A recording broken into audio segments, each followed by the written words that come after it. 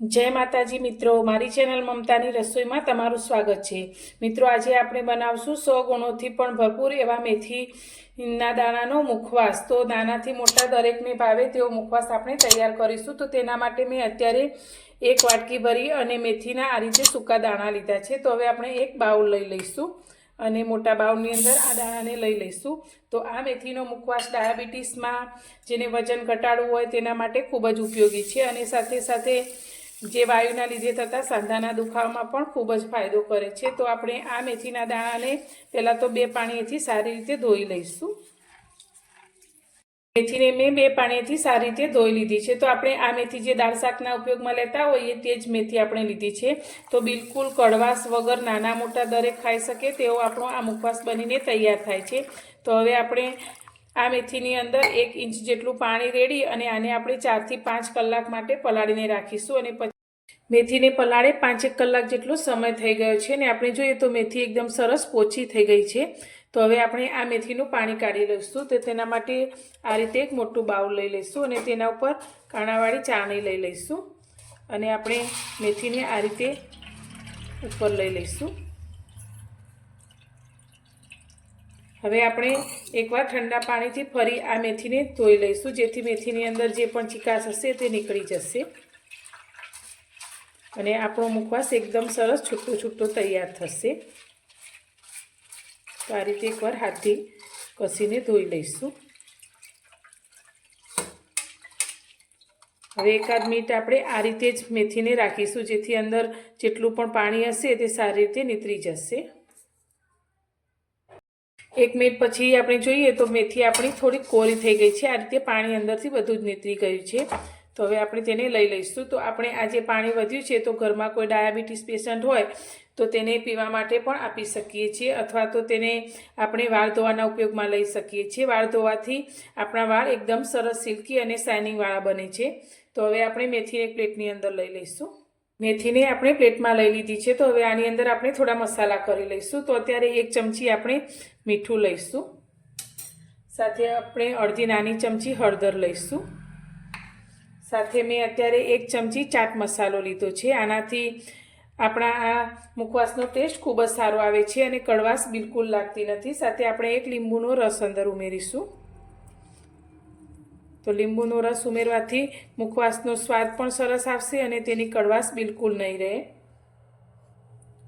तो आ मेथीनो मुखवास खावाथी आपणी स्किन एकदम चमकीली बने छे अने वाळ पण आपणा एकदम सरस सिल्की थाय छे अने जे हाथ पगनो दुखावो सांधानो दुखावो रहतो होय तेमां पण खूब ज सारो एवो फायदो थाय छे। तो हवे आपणे बधा ज मसालाने मेथी साथे मिक्स करी लईशुं। तमारी पासे चाट मसालो ना होय तो तेनी जग्याए શેકેલા જીરાનો પાવડર અને સંચળ પાવડર પણ તમે ઉમેરી શકો છો તો પણ એકદમ સરસ ટેસ્ટ આવશે।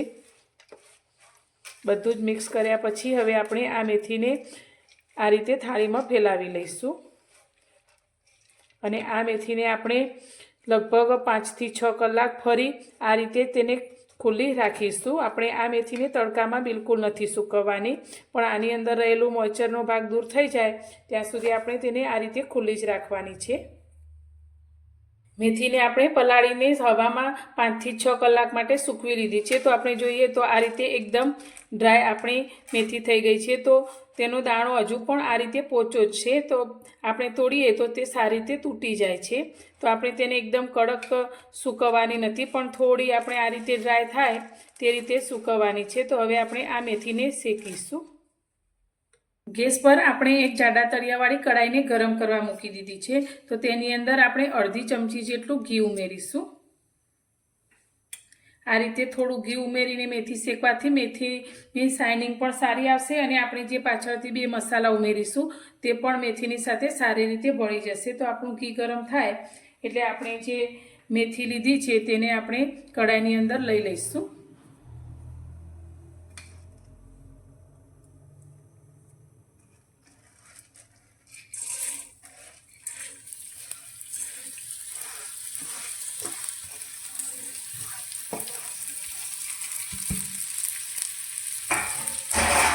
हवे आपणे गैसनी फ्लेमने एकदम धीमी करी दईशुं अने आ मेथीने आपणे एकदम धीमा गैसनी फ्लेम पर ज शेकवानी छे।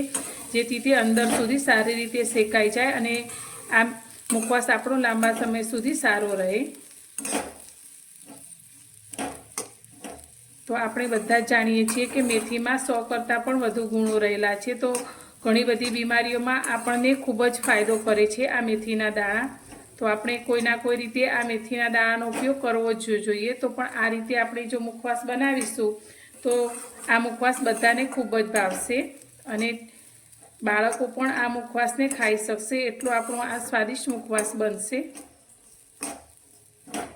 આ મુખવાસને તમે રોજ 1 ચમચી ખાવાથી જે આપણને સાંધાના દુખાવા વાયુના કારણે થતા હોય છે તેમાં ઘણી બધી રાહત મળે છે અને પેટમાં દુખાવો બાળકોને ઘણીવાર થતો હોય છે તેમાં પણ આ મુખવાસ આપણને રાહત કરશે.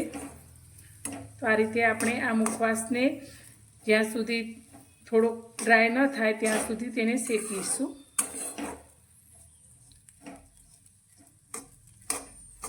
મેથીને શેકાતા આપણને 10 મિનિટ જેટલો સમય થયો છે અને આપણી આ મેથી શેકાઈ અને આ રીતે ગોલ્ડન બ્રાઉન રંગની થઈ ગઈ છે અને એકદમ ક્રિસ્પી પણ થઈ છે.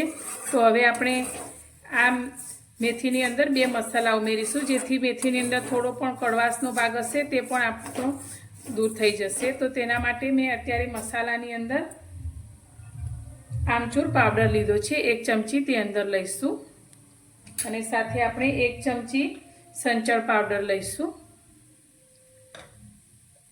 અને સારી રીતે મિક્સ કરી લઈશું. હવે આપણે ગેસની ફ્લેમ અત્યારે બંધ કરીશું.